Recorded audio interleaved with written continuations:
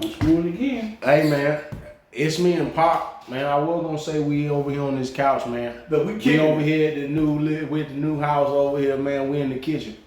Hey, I'm going back to the guy who was in the Passat behind the camera who was snapping. Tune in every damn episode. I'm raw. No more PC for me. I'm outside.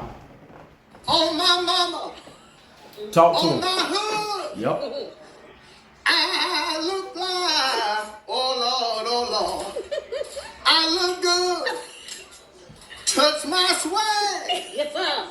I wish you would. On my mama, Yeah. on my.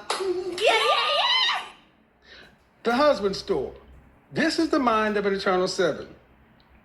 A brand new store has just opened in New York City that sells husbands. When women go to choose a husband, they must be able to abide by the following instructions. You may visit the store only once.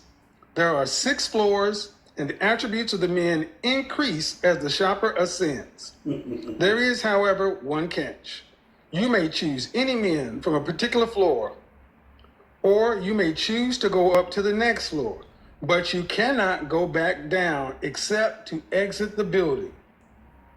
Those are the rules. So, a woman goes into the husband store to find a husband. On the first floor, the sign reads, Floor 1, these men have jobs and love kids.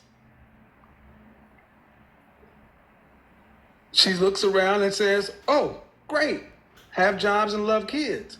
But she decides to, instead of picking a man here, go up to floor 2 because the quality of men keeps ascending as she goes up. She knows the rules. Time is ticking. The second floor reads, these men have jobs, love kids, and love God. She likes this floor, but instead her curiosity is getting the better of her. Floor 1 was good, floor 2 was better, gotta see floor 3. Floor 3 reads, these men have jobs, love kids, love God, and are extremely good looking. Jackpot, floor 3. But if this is what's happened by floor 3, what do you think happens? She keeps on going. Wow, she thinks. But she feels compelled to keep going. So she goes to the 4th floor and the sign reads, these men have jobs, love kids, love God, are drop dead gorgeous, and will help with housework. That's on the 4th floor. 2 floors left, but on the 4th floor. Oh, mercy me, she exclaims. I can hardly believe it, but still. She goes to the 5th floor and the sign reads, these men have jobs, love kids, love God, are drop dead gorgeous, help with housework, and have a strong romantic streak. They can put it down, and they're romance guys. She is so tempted to stay. But then she goes to the 6th floor and the sign reads, you are visitor number 4,363,012 to this floor. There are no men on this floor. This floor exists solely as proof that women are impossible to please. Thank you for shopping the husband store. Goodbye. What? A bullshit? Now look here. Shout out RIP to the Godfather. It's probably one of the first times he been on our channel. And that's just mainly because when we was first doing it was right around the time he passed when we first started, and I didn't want to do no grifting. I didn't want to do no, oh, let me throw Kevin Samuels on the show and use his talking points for me and Pop to have no channel. That's not what we wanted. But now let me go in about everything that he just said. As a man and as my father stood across from y'all, my father taught me and my brothers to do everything for yourself as a man. You cook for yourself, everything in your name, you pay your own bills, you do for yourself. My father's always taught me and my brothers, when it comes to women, the best way to keep them is you being self-sufficient. Pop's been telling me since I was 17, son, if you want to keep a good relationship with women, you make sure the least that she do for you will keep her around longer than any relationship you'll have with a woman. This is just real.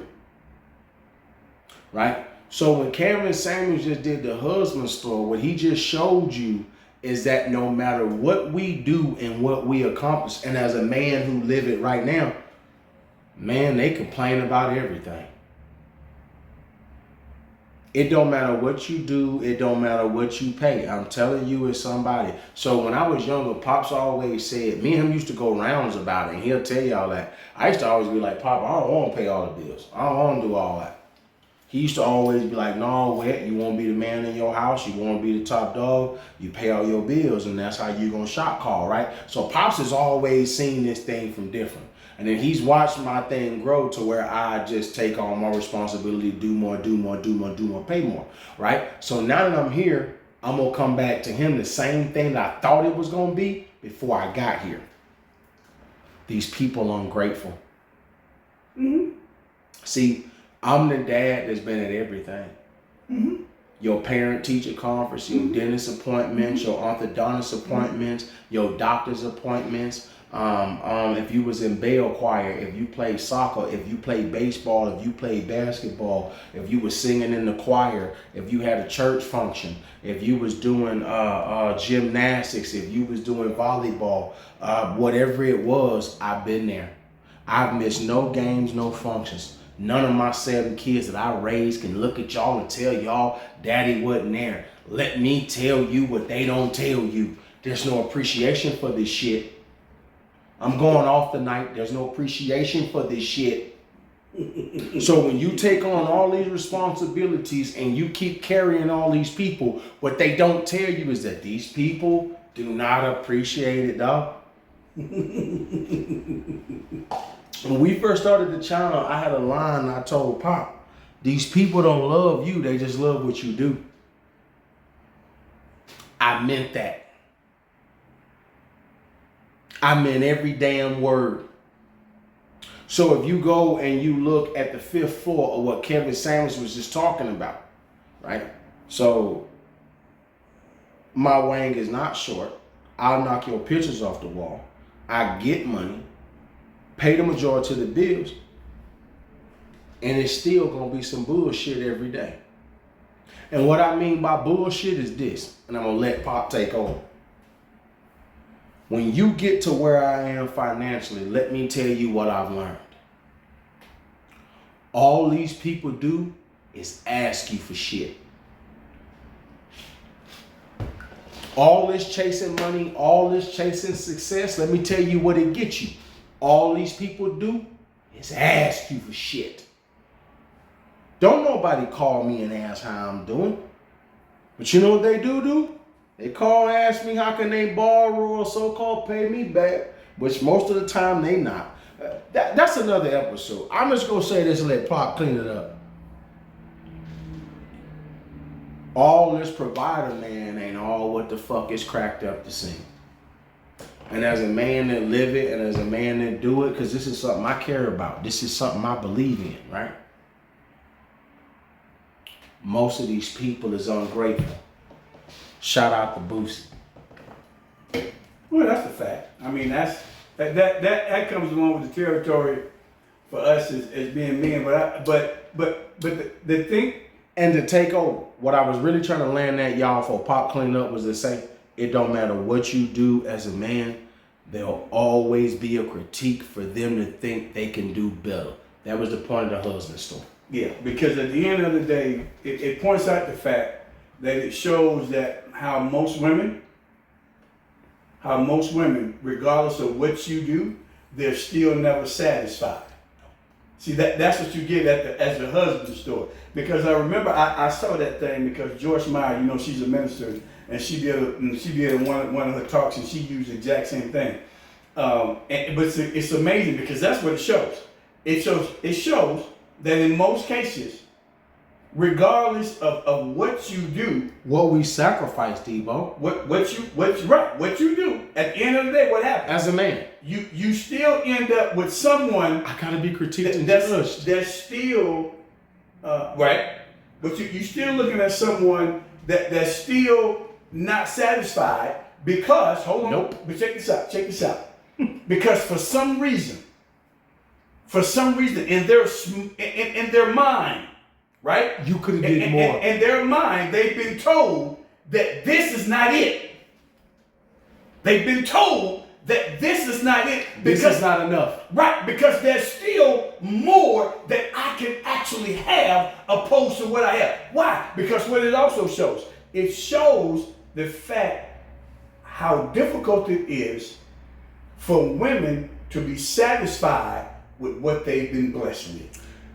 Now, I'm so glad you landed right there. Pop, you know, before we start recording, me and you was talking about like why I never stress about bills and certain things. And I said, because Pop, we from the bottom. You know, you took us out the ghetto, but we from the bottom. Like, and this is no disrespect to nobody from our city and how we grew up. None of our parents, grandparents, none of that. What me and you was just saying is that we was born into where everything wasn't great financially. No, it wasn't. So we are naturally okay with having more than what we grew up having. Absolutely correct.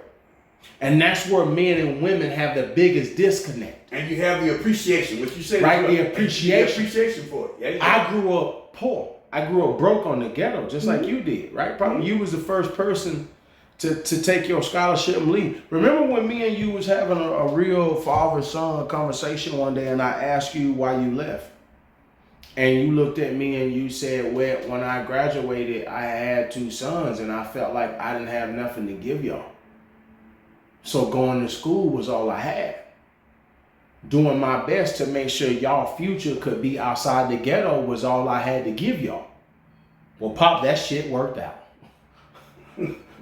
Me and all my brothers ain't felons. We ain't losers. We ain't deadbeats. We all out here with you. Eventually, it took some time. You got every one of your sons here, but you got us all off the block, my nigga. We are satisfied with things like that. That don't mean that's where I'm gonna stay. Right.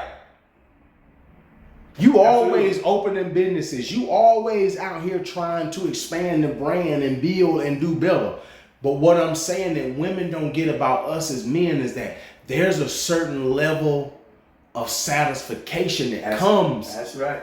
with the milestones that I Absolutely accomplish. correct. Absolutely correct. And for that time that I'm focused on that milestone, I'm complete until I finish that milestone. Then I'll go to the next. Right. I'll conquer the next thing on the list.